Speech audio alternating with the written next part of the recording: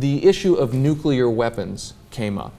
And we're going to play a clip from what happened at the hearing, and then we're going to fire up the flux capacitor. We're going to get in our DeLorean, and we're going to go back in time. We're going to see just how radical or not radical Chuck Hagel is when it comes to nuclear arms and nuclear disarmament. Here's the clip from the hearing today on that issue. When you were involved with supporting the Global Zero, or whatever that group, the organization was, their declaration is, quote, "We, the undersigned, believe that to protect our children, our grandchildren, our civilization from the threat of nuclear catastrophe, we must eliminate all nuclear weapons globally. We therefore commit to working for a legally binding, verifiable agreement, including all nations, to eliminate nuclear weapons by a date certain."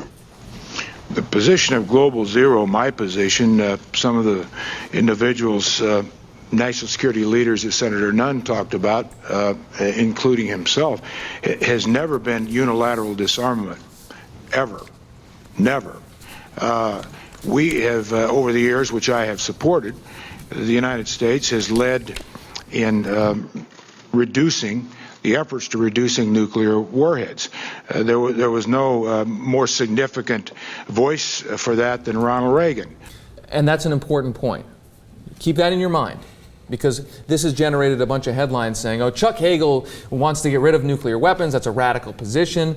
He made reference to Ronald Reagan. Well, if Chuck Hagel is a radical, then I guess Ronald Reagan's a radical. Get this. We're not just discussing limits on a further increase of nuclear weapons. We seek instead to reduce their number.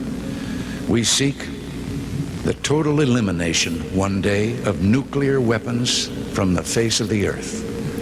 Okay, now this goes back to my theory. This goes back to my theory that, first of all, if Ronald Reagan was running for president right now, he couldn't run as a Republican. I mean, he would lose a Republican primary. If he was a sitting president, he'd face a Tea Party primary on so many issues. But here you have a Republican Party trying to say that it is a radical position to support ultimately wanting to reduce, if not eliminate, nuclear weapons, when the iconic face of the Republican Party that the same politicians who are criticizing Chuck Hagel will bow down and worship to was a guy who, that was his 1985, that wasn't some small speech, that was his 1985 inauguration speech. Nobody watches this.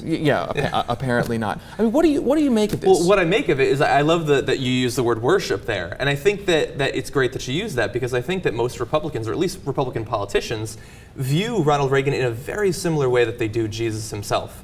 They love to invoke his name. They have no interest in what he actually said, for the most part. And if he disagrees with them, that's unfortunate, but I'm not going to focus on it. And I think that it's true in both cases. It's amazing. I mean, Ronald Reagan was a guy who gave speeches about the need for union rights. He raised taxes a number of times. He's a guy who supported gun control, both as governor of California and as a president. I mean, there was after his presidency, he supported the Brady bill, and a guy who said we got to get rid of all nuclear weapons. And yet he is somehow the perfect Republican. The face of the Republican Let's Party. not give him too much credit. There were a lot of issues in which he was I'm not very, not a wrong. fan of Reagan. But, not a fan of Reagan. Yeah, but I want to speak generally about nukes, because I can at least speak to, when I talk to my friends about nuclear weapons, which I sometimes do, or students back when I used to teach classes on some of this material, I think that the reason that Hagel can be attacked in the way that he does is that we're still approaching nuclear weapons with a very Cold War mindset. And when we think about what effect countries having nuclear weapons has, we approach it based on our ideas of deterrence, which were determined in the Cold War context. And the best example of that is the situation of deterrence that the United States and the Soviet Union had, the idea of mutually assured destruction. And the idea there was that, and a lot of politicians, or political scientists, I should say, made careers based on the idea that nukes could actually lower the incidence of wars. And in particular situations, that's true, like with the United States and the Soviet Union.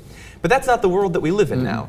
And Iran having nuclear weapons, or India having nuclear weapons, or any other country, it's not the same, because they don't all have the tripod of 24/7 bombers in the air, Trident missiles on submarines, and ground-based cruise missiles.